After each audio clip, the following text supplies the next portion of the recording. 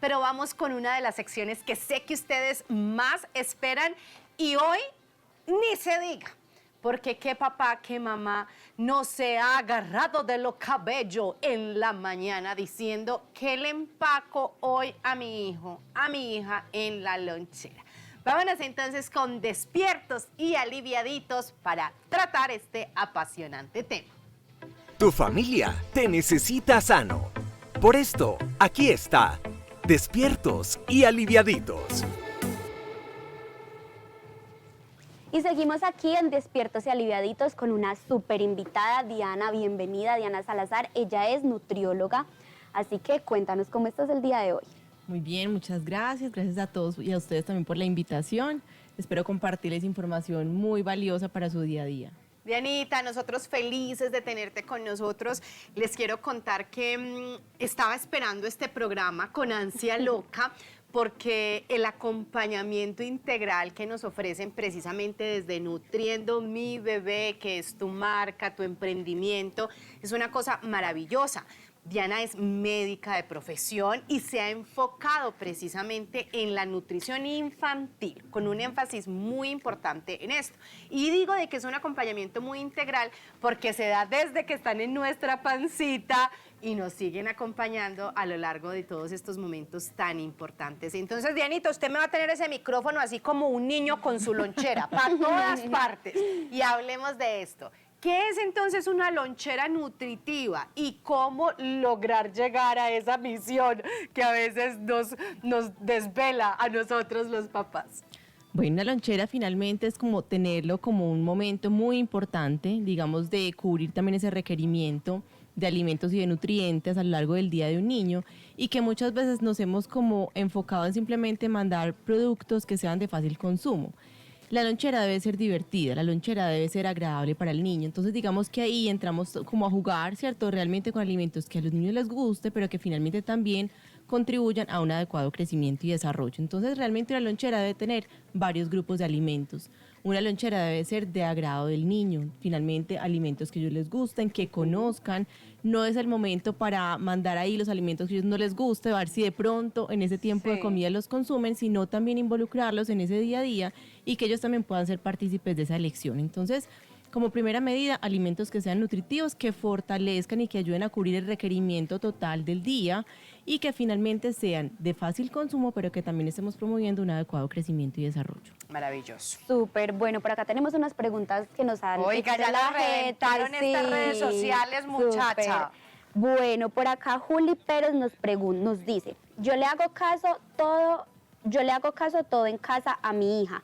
Tiene 7 años, pero me preocupa es saber qué cantidades son las adecuadas, porque muy seguidos me deja alimentos tanto de lonchera como en la casa. Perfecto. Digamos que el apetito, tanto en los niños como en los adultos, es variable. Y esto es muy importante que lo tengamos en cuenta porque me preguntan mucho, bueno, ¿cuánto le debo yo mandar a mi hijo, bien sea, o cuánto le debo servir en sus tiempos de comida? Y eso es de manera muy individualizada. Así como los adultos tenemos diferentes apetitos, ¿cierto? Digamos que independientemente del, la estatura, el peso son factores importantes, pero también podemos ver personas muy delgadas que tienen mucho más apetito que otra persona que tenga una constitución distinta. Entonces, en los niños funciona igual. Hay niños que constitucionalmente son delgados, hay niños que constitucionalmente pueden tener un índice de masa corporal mayor, pero que finalmente lo importante es respetar ese apetito siempre y cuando su crecimiento y desarrollo estén bien. Entonces, partimos de ese punto, ¿sí? Brindar alimentos variados, diferentes grupos de alimentos, frutas, verduras, proteínas, cereales, grasas, todo eso hace parte, digamos, de esos macro y micronutrientes que un niño debe consumir. Entonces, como papás también orientarnos un poco con respecto a las porciones del apetito que tienen nuestros niños y conservar una estructura de sus tiempos de comida.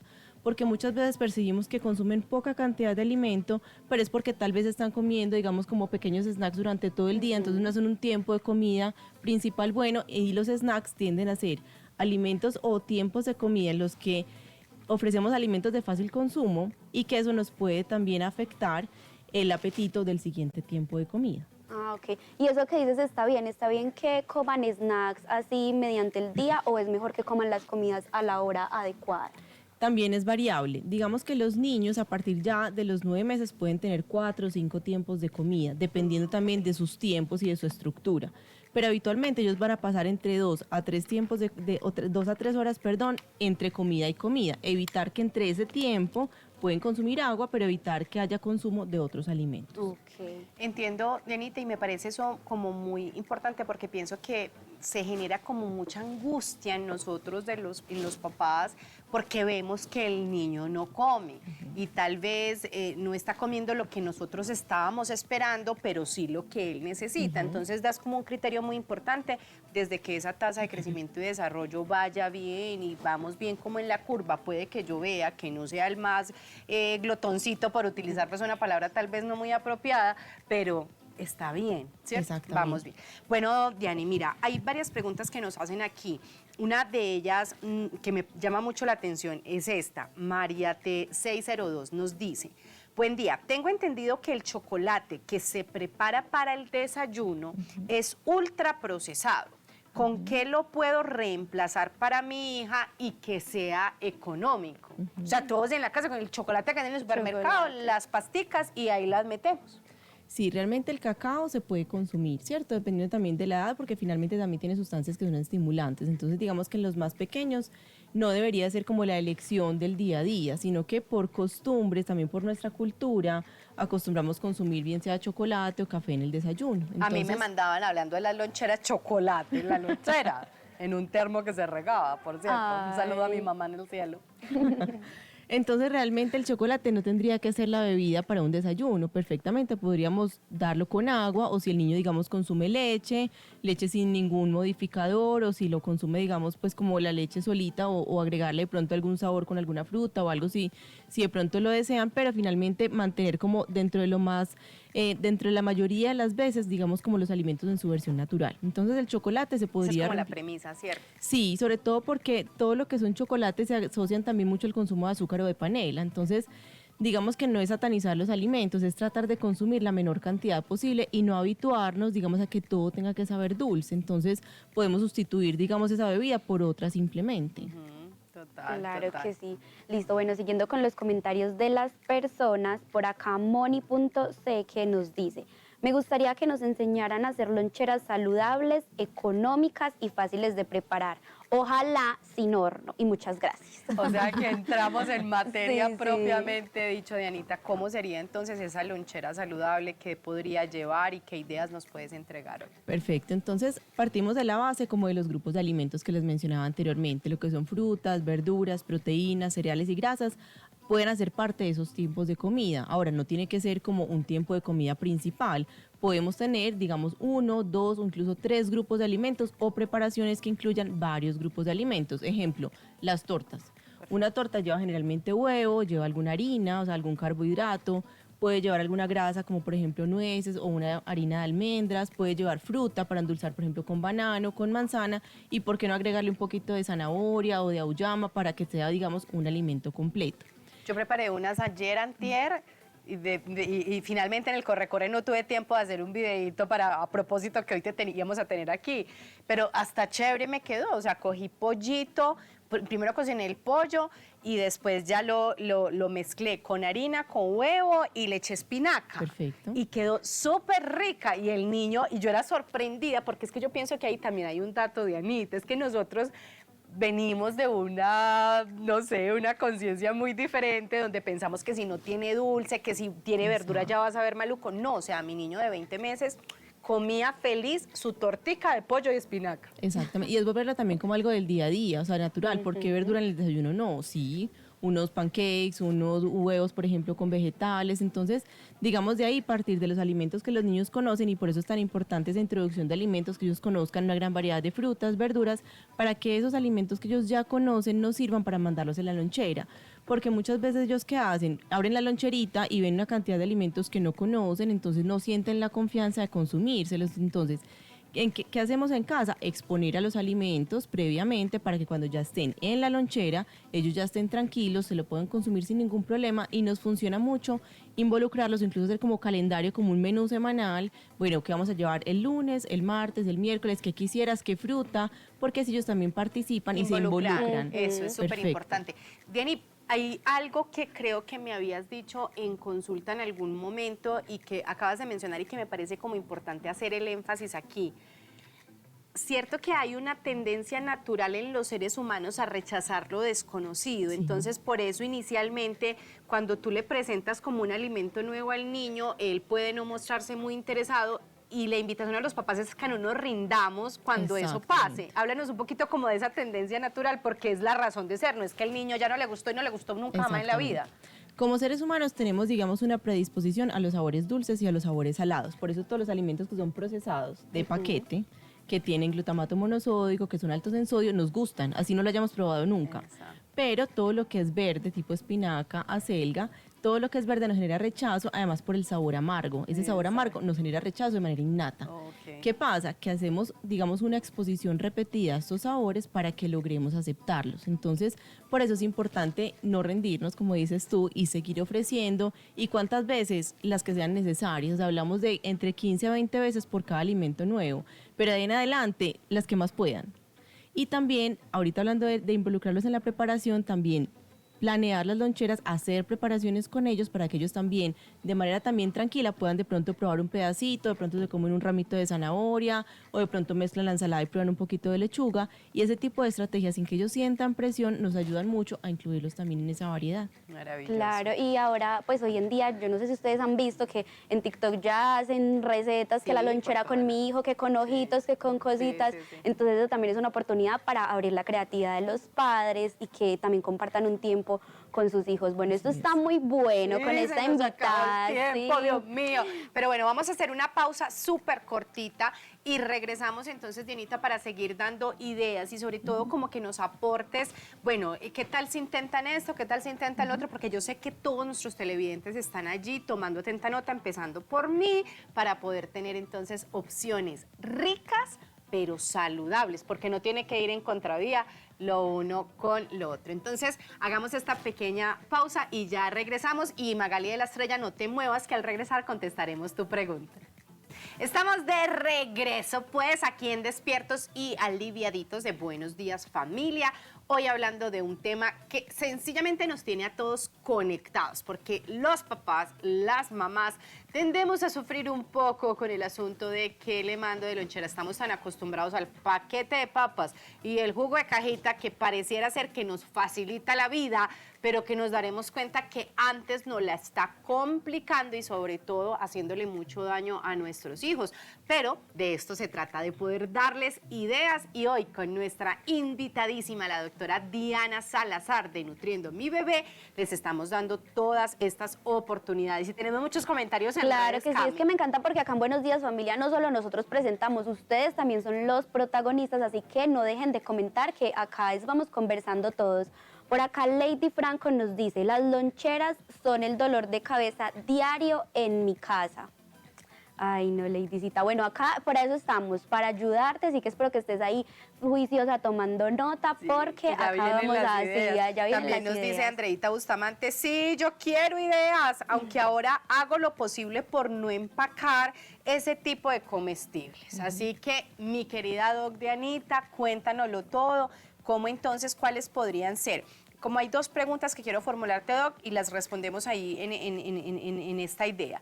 Una, esos alimentos entonces que nos mencionas, la fruta, la verdura, la proteína y demás, ¿cómo seleccionarlos o priorizarlos? Por lo que nos decías, no tienes que mandar pues como un régimen, porque no es como, digamos, ni el desayuno, ni el almuerzo, ni la cena, que diríamos que son como los momentos fuertes, pero cómo los priorizamos, que es como más recomendable y teniendo en cuenta como la necesidad de ese momento. El niño está en el colegio, en actividad, la necesidad de concentración, no sé si hayan alimentos como que favorezcan eso.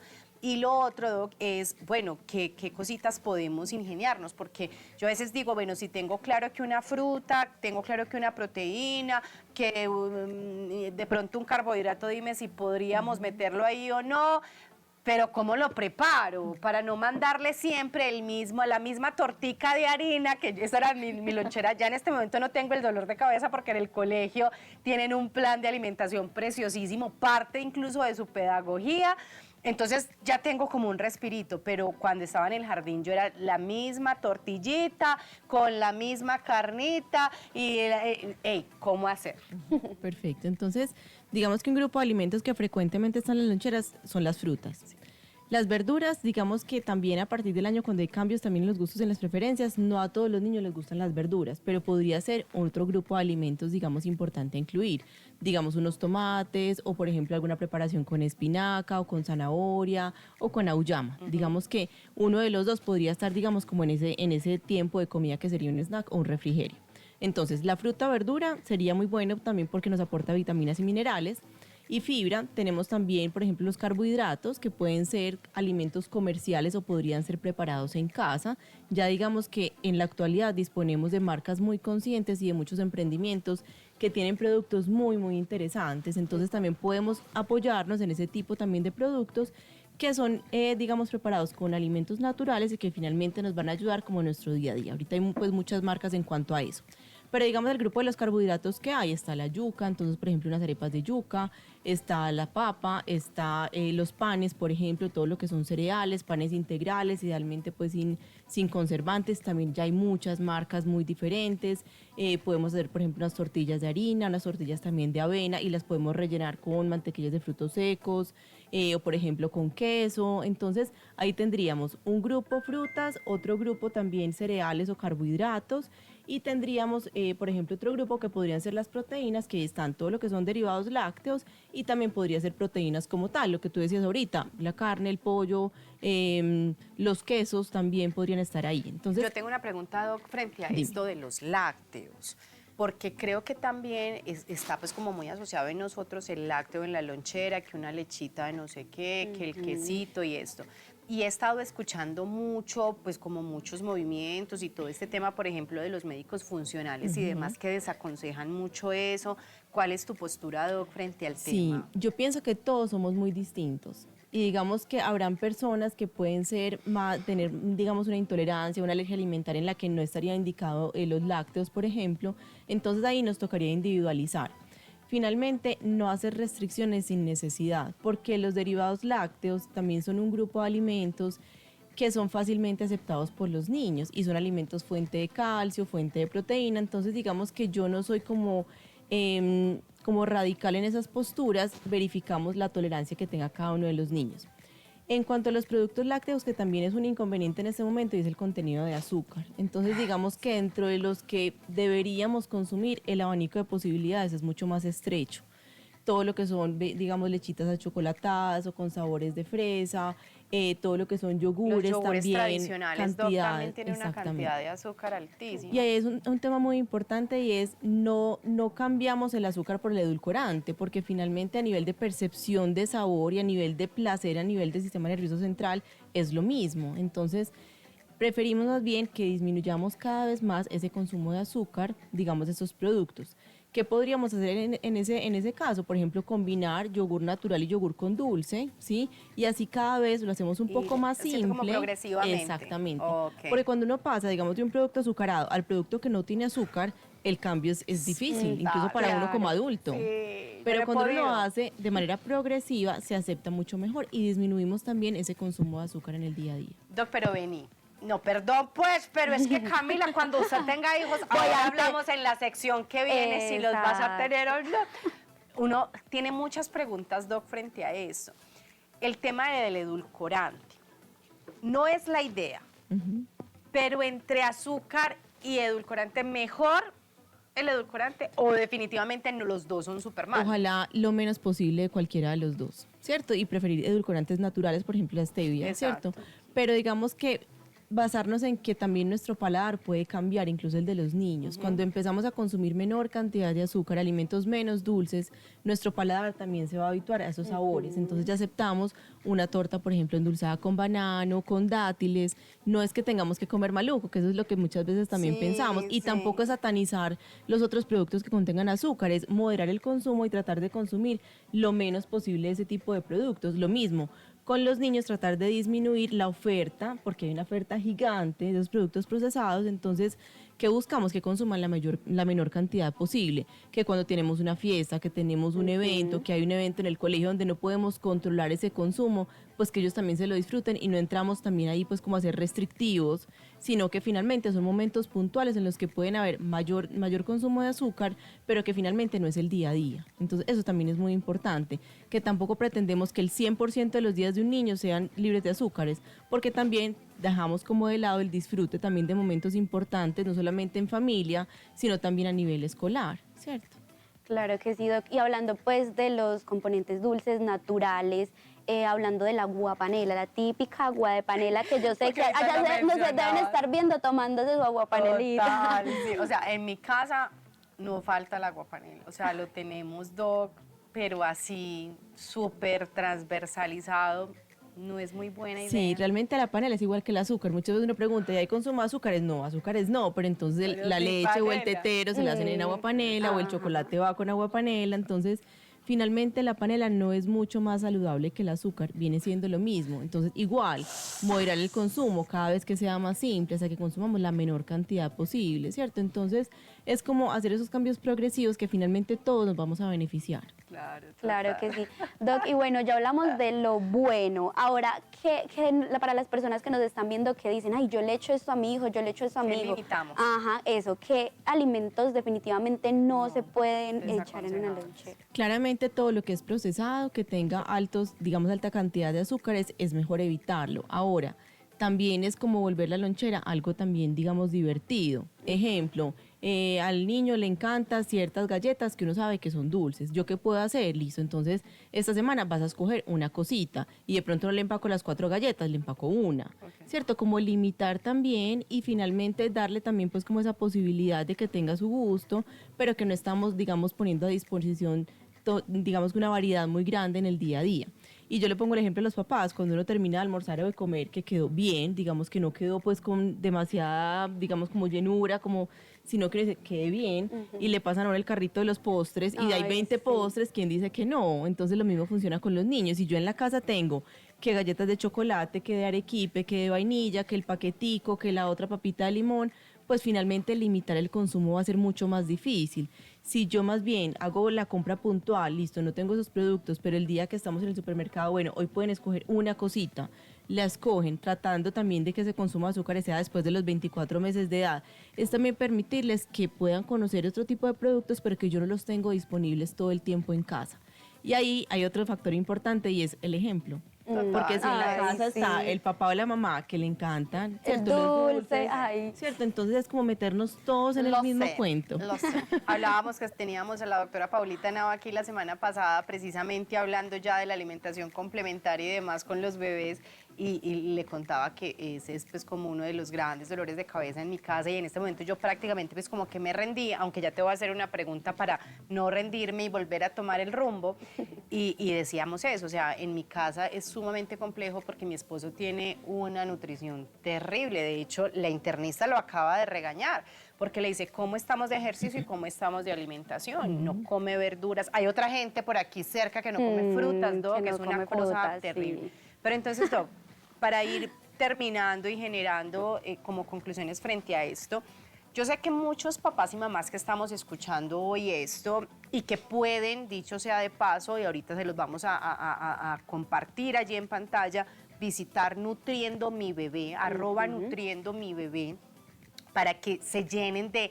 recetas, incluso en estos días existe uno de los lácteos también bien interesante, y como las recomendaciones de por qué hay en este momento ofertas en los mercados frente a eso.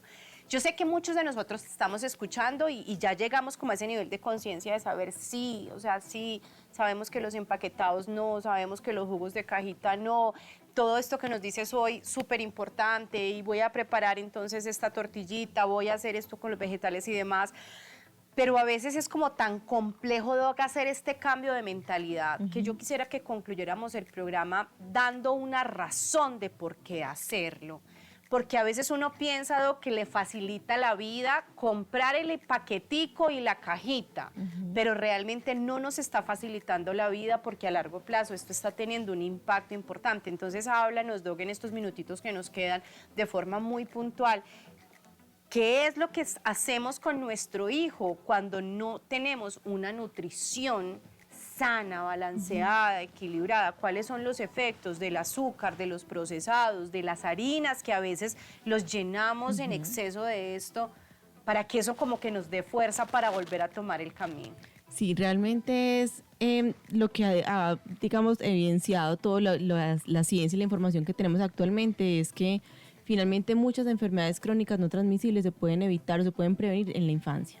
Y que finalmente esos factores medioambientales, no solamente la alimentación, que es importante, sino también todo el apoyo también social, el ambiente en la casa, pueden también promover unos hábitos mucho mejores, y que finalmente vamos a evitar lo que es hipertensión, diabetes, obesidad, algunos tipos de cáncer. Entonces, finalmente la alimentación hace parte de todos esos factores que podemos modificar, que venimos con una genética, pero que finalmente esos factores van a jugar un papel muy importante en la prevención de enfermedades.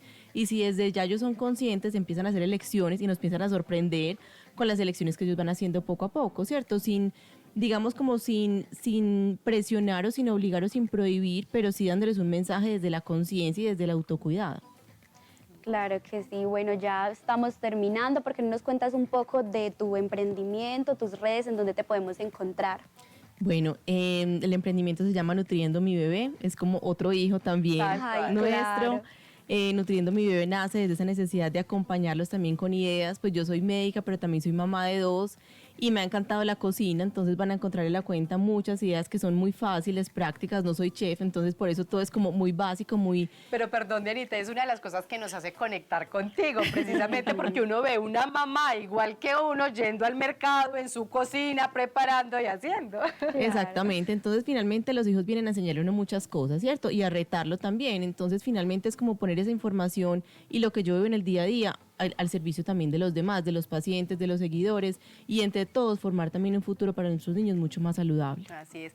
Doc, yo necesito una consulta contigo. ¿A dónde llamo? ¿Dónde la busco? ¿Dónde la agendo? ¿Y cómo puedes atender a las familias de Medellín? Y no sé si también tengas un servicio virtual para los del resto del país. Sí, tenemos consulta presencial en la ciudad de Medellín, en la Torre Médica El Tesoro, en la cuenta de Instagram y en la página web www.nutriendomibebe.com están todos los enlaces y toda la información para solicitar las citas, y también atendemos de manera virtual a cualquier parte. Tenemos pacientes en Europa, en Estados Unidos, en Sudamérica, entonces pues ya no hay barreras. ¿Y número donde podamos pedir la cita?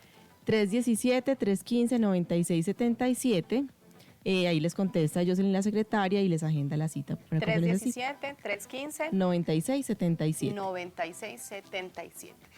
Doc, gracias, de verdad que salimos con muchas ideas. Yo personalmente salgo de nuevo con esta motivación de no rendirme, porque no se trata, es como todo en la crianza, no se trata del momento, se trata de lo que estamos sembrando a futuro. Así que gracias de corazón, y a todos ustedes bien pegaditos allí de @nutriendomibebe. Hagamos esta pequeña pausa y seguimos con más aquí en Buenos Días, Familia.